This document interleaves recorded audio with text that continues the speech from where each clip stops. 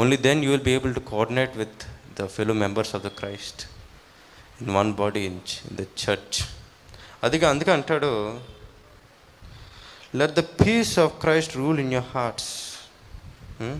Since as members of one body you are called to peace,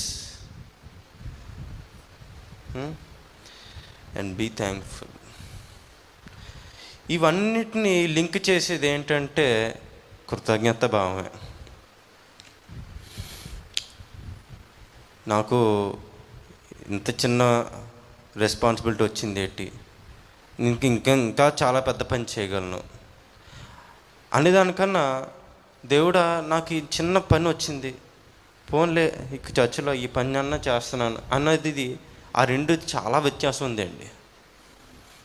చాలా difference ఉంది. ఒకటేమో అయ్యే నాకు